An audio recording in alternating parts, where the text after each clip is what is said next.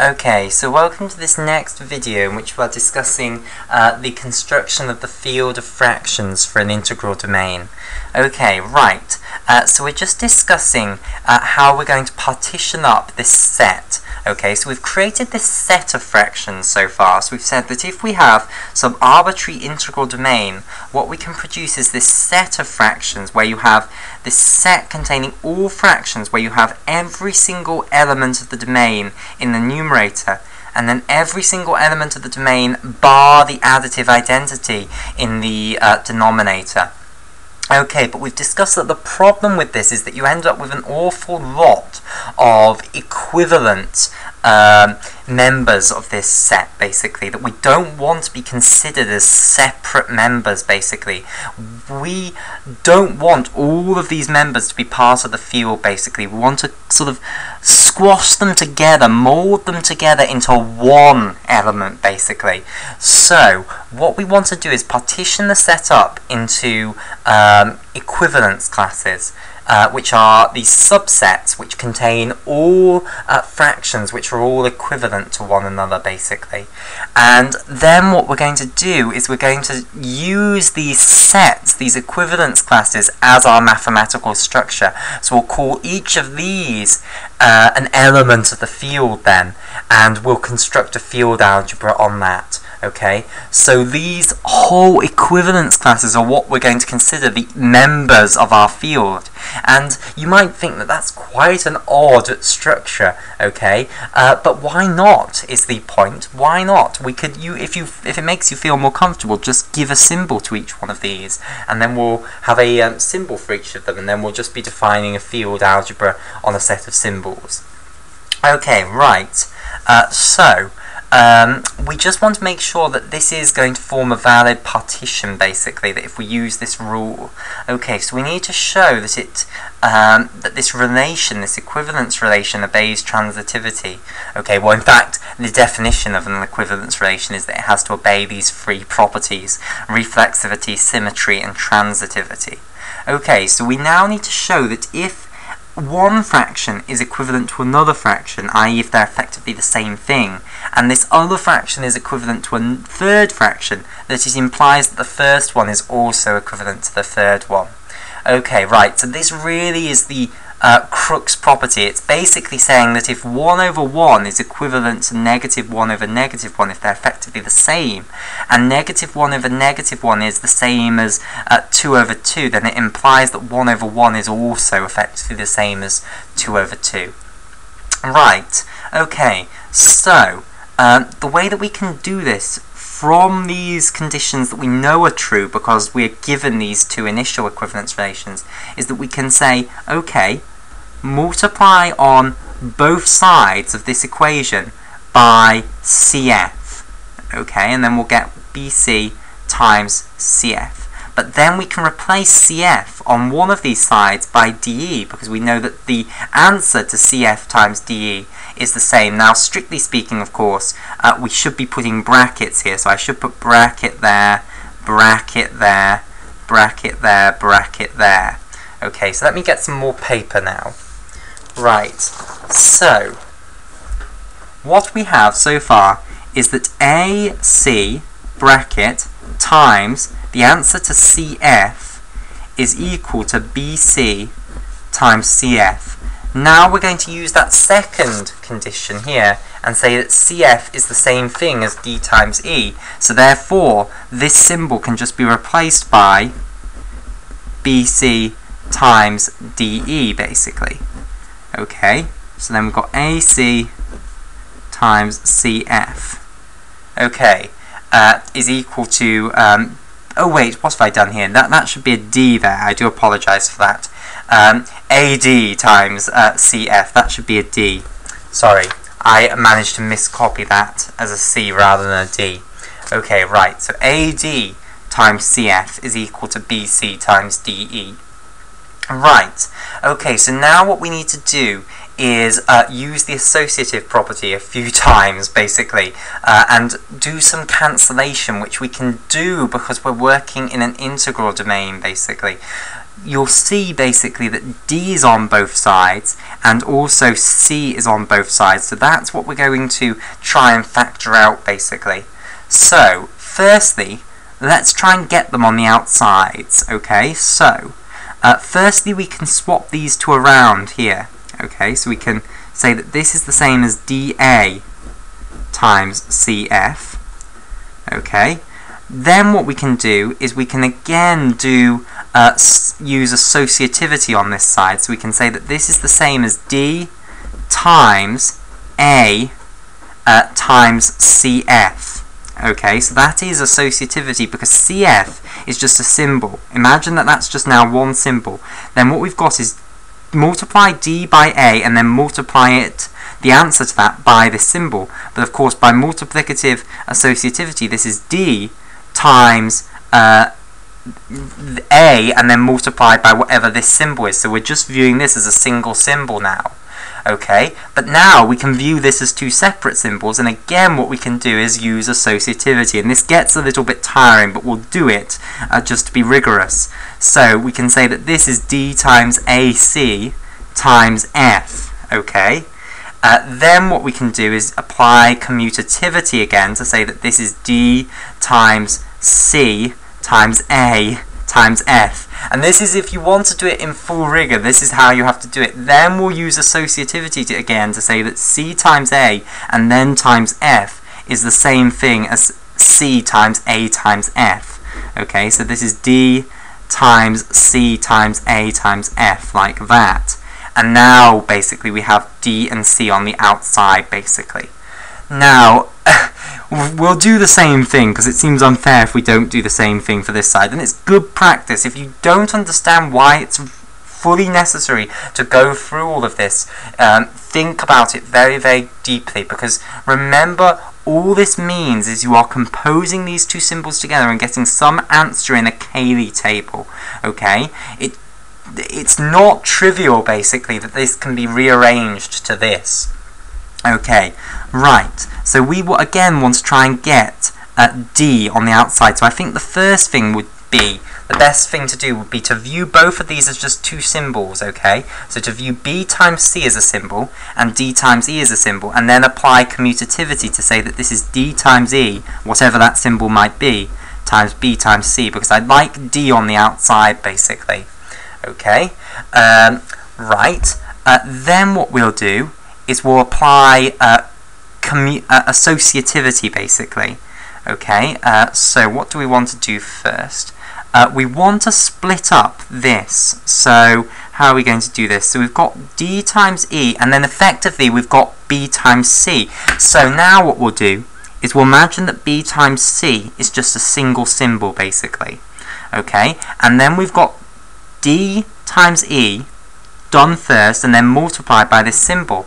But by multiplicative associativity, this is the same thing as D times E times this single symbol. So imagine that B times C is just a single symbol. Replace it by a single symbol if it helps, and then you'll see that this is just multiplicative associativity, what I've done there. If you just imagine replacing B times C with a single symbol, replace it with alpha if you'd like, and then you'll see that that is true. That's just multiplicative associativity. Okay, then we'll apply commutativity here because we want C on the outside. We've already got D nicely on the outside, but we want C on the outside, so we'll apply commutativity of C and B to get that this is D times E times C times B, like that. Okay, then we'll apply associativity in here. Now it's more obvious because we're just dealing with three symbols there. Okay, so this is D times E times C times B. Okay, and then again we can now do commutativity to get that this is D times C times E, like that. Okay, and then finally we'll apply associativity one last time to get that this is D times C times E times B. Okay, right, so now we have that these two things are equal to one another, that D times C times A times F is equal to D times C times E times B. Okay, now we can't just cancel, well, we can just cancel them because we're in an integral domain, but I want to show you why you can just cancel them because you're in an integral domain, because you couldn't just cancel them if you were in a normal commutative ring. It's very special because you're in a integral domain. So we'll take both of them onto the same side. We can certainly do that, so we can compose with the multiplicative inverse of this, okay? So we'll have minus d times c times EB, like that, okay, is equal to 0. Now what we can do is we can use distributivity, basically. We can factor out d, and then we can also factor out c, okay, to get AF minus EB, like this, okay, is equal to 0. Right, okay, then what we'll do is apply associativity again. Okay, so we'll apply associativity and imagine that AF minus EB is just a single symbol now. Okay, so imagine this is a single symbol. Okay, and then you've got D times C times this single symbol, but this is going to be the same as DC times this single symbol, like that. AF minus EB is equal to 0. And now we've got two symbols multiplied together is equal to 0. So this implies that one of these is equal to 0. Okay, now D and C, where did we get D and C from? Okay, whoops, where did we get D and C from? Okay, so D and C, where did we get those from? So we had C and D here. Okay, so D we know is not equal to 0. Now C potentially could be equal to 0. But what if C and D are not equal to 0? Okay, so if C and D are not... well, we know D is not equal to 0, but what if C is not equal to 0? Okay, so if C is not equal to 0, then we know that DC is not equal to 0. So the only way that you can have these two things multiplied together to give 0 is if AF minus EB is equal to 0, which implies that AF must equal EB. So basically, we get this relationship here. Okay, so that's how you would prove that it does obey transitivity, like that. Okay, right. So now what we want to do, well, we do just need to check one final little thing, because this proves it in the case where C is not equal to 0. But what if C is equal to 0? Okay, so if C is equal to 0, this is one of these 0 fractions here. Now, if C is equal to 0, then both of these things here, BC and CF, are also equal to 0. So that implies that AD and DE are both equal to 0 as well. Okay, now we know that D is not equal to 0 because it's in the denominator, which implies that A and E also have to equal 0. So basically, if C is equal to 0, then the two things that it's going to be related to are also equal to 0 in the numerator. Okay, we don't care about what the denominator is, but the numerators are definitely going to equal 0. So this expression is most definitely going to be true when C is equal to 0, basically. So let me just repeat that argument. If C is not equal to 0, we can apply all of this and get that this is true. If C is equal to 0, then we don't even need to apply it, because if C is equal to 0, then plug it into both of these. BC is also going to be equal to 0. AD therefore must equal 0. Well, D can't be 0 because it's in the denominator, therefore A must be 0. And again over here, if C is 0, CF is 0. Therefore DE must equal 0, but D is in the denominator, so it can't equal 0, and therefore E must equal 0, again because we're working in an integral domain. So if two things multiply together to give 0, one of them must be 0, at least one. Right, okay, so that shows now that this partition, basically, where we're defining these equivalent fractions, actually is a partition, basically. So what we have done then, we have created this set, okay, which is this set of all fractions. So think everything of the form A over B, where A is an element of our domain and B is any element of our domain, but it is not equal to the additive identity. Okay, and we have this entire great big set here, And now what we've done is defined these equivalence classes, okay? So we've partitioned it up into these separate little subsets here. Okay, and this contains all of these things which intuitively ought to be equivalent, basically, and we've shown that they ought to be equivalent in the rationals, basically. We've used that as our motivating example.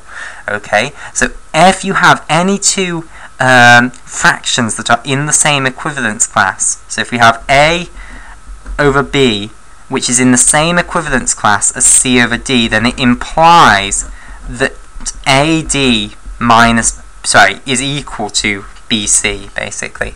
It implies that.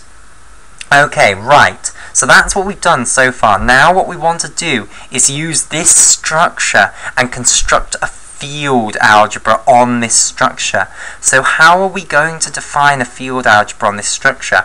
Well, we need to define an addition law and a multiplication law. Okay, so I need a way of taking any two of these equivalence classes and adding them together or multiplying them together. Right, so let's start with addition. So how are we going to define addition on this set of equivalence classes now? Okay, right. So this is how I'm going to define addition.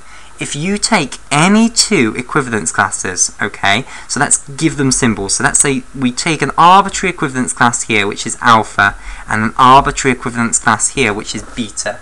Okay, so let me highlight them in. So here is beta in red here. Okay, and here is alpha in blue. Then my law, okay, my definition for how we're going to define addition is as follows. Alpha plus beta. The way, whoops, that's B, beta. The way you're going to do it is you will take any two representatives you like. So you will go to alpha, you will look along, you will say there is a vast array of fractions within here. You will pick one. You can pick any one you want. Pick any representative of the equivalence class you want. Okay? Then go into beta and pick any representative of that equivalence class you want again. So there are a huge number of fractions within this equivalence class. Pick any one you want. Okay, right. And now, the way we're going to add these two fractions together then. So, let's give these fractions symbols. So let's say this one we'll call A over B. So we've picked A over B out of alpha. And let's say for beta I need some other symbols. What can I use? I'll use x over y for the fraction that we picked from beta. Okay, now how am I going to add these two together? Well, basically I'm going to make a new fraction. Now it just goes back to what the rules you learnt years ago. Basically, you're going to make alpha plus beta equal to some third equivalence class, gamma. Okay, and this, how do you decide which third equivalence class this should be? Well, basically, it's going to be the equivalence class that contains a fraction, and this fraction is going to be a times y plus b times x over b times y. So basically I took this numerator and multiplied it by this denominator. So just go back to your old rules. So we're trying to add these two fractions together. How would we have done this in the rationals? Well, we'd have done a times y plus b times x over by. So that's our best guess. If we were actually people trying to discover this in, God only knows when they discovered it, 18th century probably. Well, sorry, no, 19th century is what you call it. They probably discovered it in the 19th century. We'd go to the example of the rationals and we'd use that to motivate us, and we'd hope, we'd pray that it might just work. Okay, so this is how we're going to do it. You're going to take representatives from your two equivalence classes. You will create a new fraction here, okay, which is a mixture of the two representatives you picked from the alpha and the beta equivalence classes. Okay, so you can do this because a, b, x and y are all elements of the domain, so you can construct ay plus bx with no problem. That's all defined on the level of the domain. You can also construct b times y. Okay, so this this multiplication and this addition is multiplication and addition within the domain. Okay, now you will get some answer, which is ay plus bx over by, which is some fraction, and this fraction will be a member of one of the equivalence classes. The answer then to the alpha equivalence class plus the beta equivalence class will be this gamma equivalence class, which is the equivalence class which contains this fraction, basically. Okay, now the first thing to check is that this is going to be well defined. Okay, before we even bother to check that it's going to obey field axioms, we need to check that it's well defined. Now, what do I mean by it being well defined? Well, what I mean is that this isn't going to depend on which representative you pick. We do not want it to be the case that if you pick a different representative from this blue equivalence class, this alpha equivalence class, and maybe a different representative of this this beta equivalence class, and construct their fraction, that this ends up in some totally different equivalence class. That would be disastrous, because then it wouldn't be well defined at all. It would depend on which representative you picked. If you picked a different representative, you'd get a different answer, and that would not be well defined. That's what I mean by well defined, that the answer you get, the overall equivalence class you get, does not depend on which representative you pick. Okay, yes, if you pick two different representatives here, so let's say you pick this representative and you add it with this representative and get some fraction, you will get a different fraction, but this fraction should be still in the same equivalence class to this other fraction. So the equivalence class that you get needs to be the same, even if the fraction isn't the same, and it won't be the same if you've picked two different members, okay? You still need it to be within the same equivalence class. So that's what I mean by checking it's well defined. So basically, we need to prove that if we pick any other representative from this equivalence class and any other representative from this beta equivalence class, produce another fraction in this way from those two, we need to prove that that other fraction is going to be related, i.e. in the same equivalence class to this fraction here. Okay, so let's do that. So, let's say we have CD, which is related to AB. Okay, so this is another member within this alpha equivalence class. And let's say we have WV, which is related to XY. So this is another member of this beta equivalence class. Then we can add these two together. Okay, so we can do CD plus WV. Okay, and this is obviously something that isn't defined on the level of the domain, adding two fractions, but we're just going to imagine that we know what that means. Okay, I'm just going to define this to be equal to CV plus DW, which is something that's defined on the level of the domain, times, over DV. Okay, and now what we need to prove is that this is related to this. So what we need to show is that AY plus BX over BY is related to CV plus DW over DV. Okay, so this looks like a total nightmare, but what do we need to actually show? Remember what the condition for this is. It's AY plus BX, okay, the numerator here, times the denominator here, DV that should be. It's horrible mistakes like that in copying things down that will absolutely ruin this. Something lovely does happen here, okay? And this needs to equal the denominator here, BY, times CV plus DW, like that. Now, we must have something basically that's going to help us solve this, and we do. It's that this is true. This is what leads this to be true, remember. Why should this be true? Well, basically, we have two members that were in the same equivalence class as our original two members, and that's the information that is hopefully going to lead this statement here to be true. So we need to harvest this information here, and the information this gives us is that, whoops, not like that, that C times B is equal to D times A, and that on this one here, WY is equal to XV, like that. Okay, so this gives us this information. Okay, and we now somehow need to use that information to show this. Okay, so let's take this side and try and modify it into this side. So let's expand them all out. Okay, so on this side we get AY times dv, and we won't worry too much about the bracketing everything and worrying too much about associativity, because as we showed up here, you can basically mess around with it in the intuitive way. You can reduce it down to whatever you want.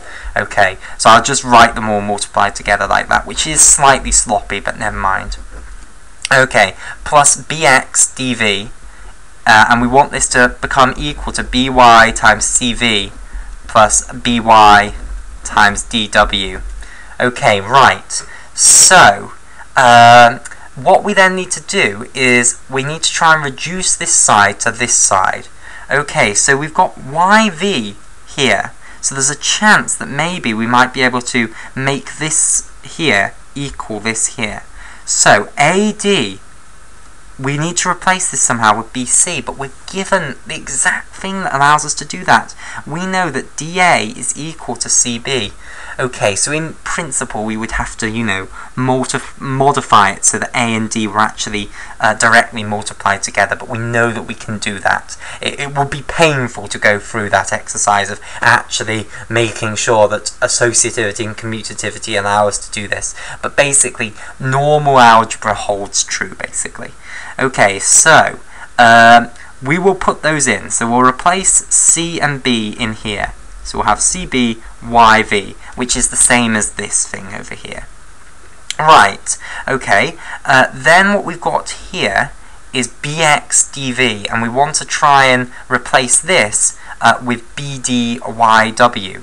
Okay, but we're given the exact way to do that as well.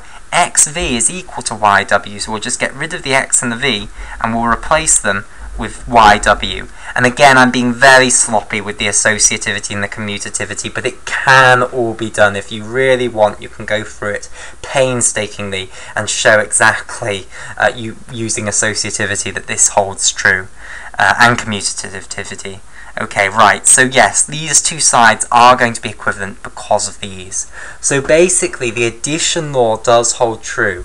Basically, whatever representative you pick from this alpha equivalence class, if you construct this new fraction with whatever representative you pick from the beta equivalence class, okay, you will always get another fraction which is in the same equivalence class. Okay, so the answer of one equivalence class plus the other is always going to be fixed, basically. It doesn't depend on which representative you pick. Okay, you will end up, which representatives you pick. It will determine which representative of the final equivalence class you get, but that doesn't matter. Okay, right, so that's how we're going to define addition on this set of equivalence classes. Now let's talk about how we're going to define multiplication.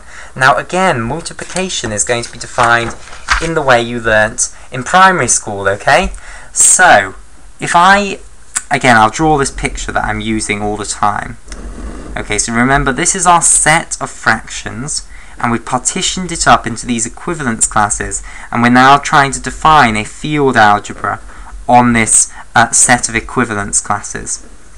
Okay, so we want to define what it means to multiply two equivalence classes together.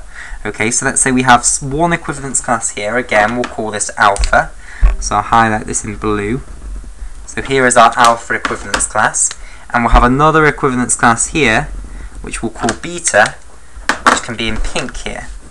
Okay, now we want to multiply alpha by beta.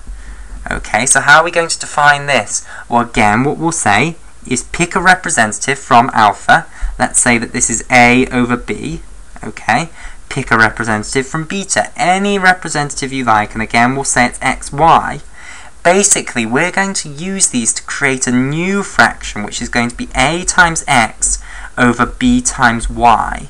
Okay, so we'll use the two representatives to create a new fraction, and this is defined within the integral domain. I can multiply a by x within our integral domain. I can multiply b times y within our integral domain to get two new elements of the integral domain and put them over one another to create a new fraction in this set of fractions. This will be in some equivalence class down here, which is gamma.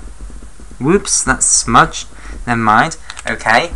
And basically then, the answer to alpha times beta will be that it is equal to gamma. Okay, this final equivalence class which contains our new fraction that we've constructed here. Now, again, firstly, before going over the field axioms, we need to make sure this is well defined. Long before even checking that it obeys field axioms, we need to make sure this is well defined. Okay, so how are we going to do this? Well, again, what we need to do is make sure that if you pick any, if you pick a different member of this alpha equivalence class and a different representative of the beta equivalence class and compose those two together to make this new fraction, that you end up with another representative of this same gamma equivalence class, that you don't end up in some totally different equivalence class, which would be a disaster, because then the answer that you got would depend on which representative you picked, and that would just be nonsense, basically.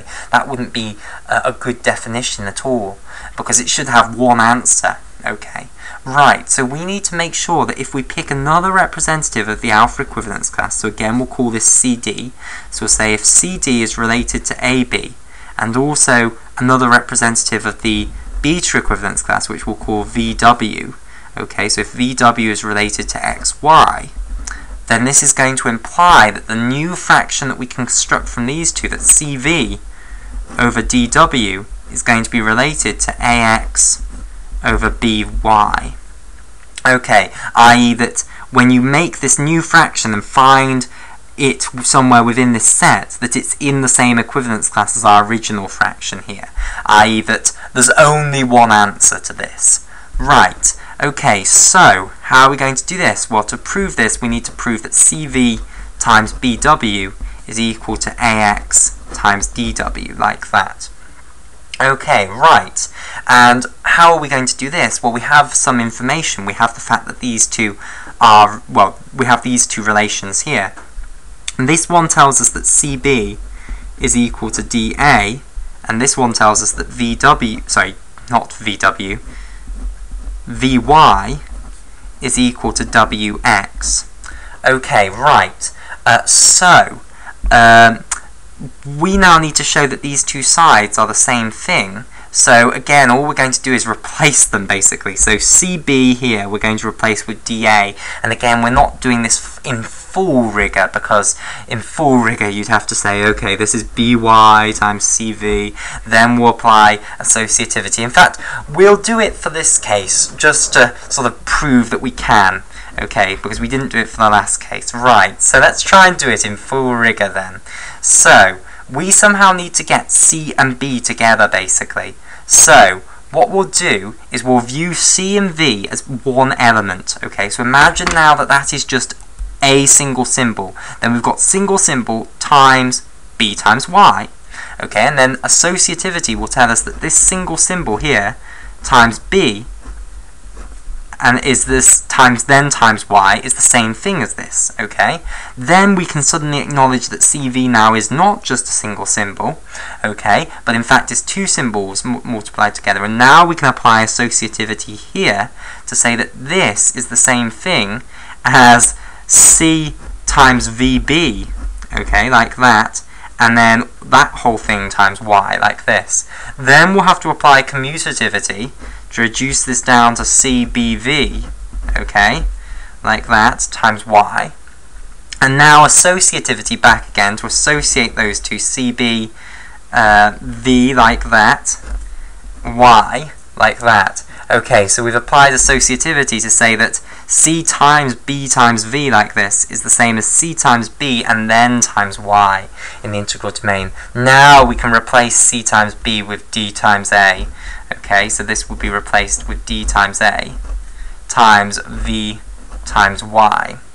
Okay, now, if we just view D times A as a single symbol then, what we can do is reduce this down to dA times v times y, again by associativity, because originally this was, imagine d times a as a single symbol. This was single symbol times v and then times y. Okay, but that's got to be the same as single symbol times v times y by associativity, and then we can put in v times y is equal to w times x there. So we'll get that this is dA times w times x, and then all we need to do is rearrange this side into that. Okay, so a similar thing then is going to follow here. Okay, so what we'll do is, what's the best way to do this?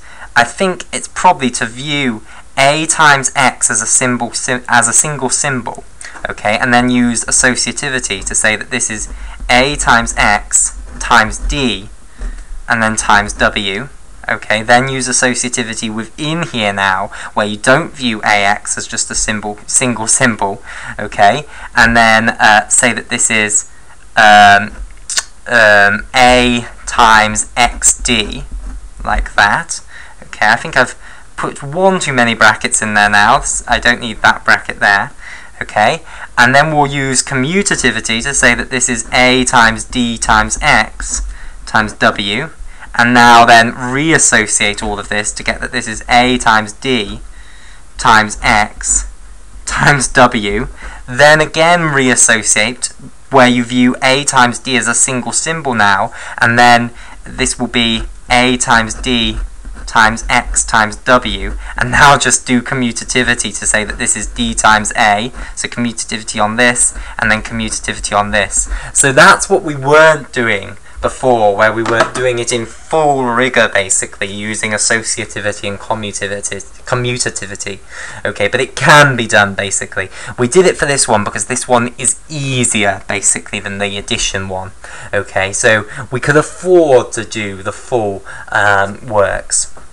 Right, okay, so that's the fully rigorous argument where you only use pure algebra that you're allowed to use. Okay, right. So that proves that multiplication is well defined. Now what we want to prove is that this set of equivalence classes with these two operations is going to form a field algebra. Okay, so we firstly need to prove that addition is going to form an abelian group. Okay, right, so we'll start with addition. So we firstly need to prove that there is going to be an equivalence class which will be the additive identity. Okay, well this is the equivalence class where all of the numerators are 0, basically. Okay, so there is an equivalence class within our set, so I'll show this. So here's our set of fractions. Okay, and basically there is an equivalence class which contains all fractions of the form 0 over b. Okay, so only fractions of this form can be in this equivalence class. So this is where b is any element in the domain except 0. Okay, right, so why are these all related to one another firstly, and then why can no other element be related to this? So firstly, if you take 0 over a, it's going to be related to 0 over b. So I'm just imagining a and b are some elements of the domain. They're not 0, okay, but they're different. So why are they both going to be related to one another? Well, quite simply, 0 times b, sorry I put a dot there, dots can be used to denote multiplication, but I don't tend to use that, is going to be equal to a times 0. Okay, so that's obviously true. That's what had to be true for them to be related, remember, that this one times this one was equal to this one times this one. Okay, so they are related to each other, so all of these are in an equivalence class together. Now what we want to prove is that some element that doesn't have 0 in the numerator cannot possibly be related to one of these. Okay, so let's have a look. So if they were related to one another, what would be true? Oh, sorry, I put another symbol there. I'll have to replace that with a c. Well, it would be true that a times c was equal to 0 times b, but 0 times b is 0, and A times C cannot equal 0 because C wasn't equal to 0, and we assumed that A wasn't equal to 0 because remember I said that we were trying to show that some element where you didn't have 0 in the numerator was related to this. So basically you can't do it because we're working in an integral domain where A times C can only equal 0 if one of the elements is 0, and we know that the elements aren't equal to 0. So this equivalence class is going to contain all fractions which have 0 in the numerator, and then it will have the entire works basically in the denominator. So every element of the domain except b is equal to 0. Right, okay, so why is this going to be the additive identity? Well, basically, if you take any representative of this and now add it on to a representative of another equivalence class, okay? So, let's say that this equivalence class, we'll call it E, okay? E is usually used for the additive identity. Well, 0 is more common, but we'll use E, okay? And we're going to add it onto some generic old equivalence class here.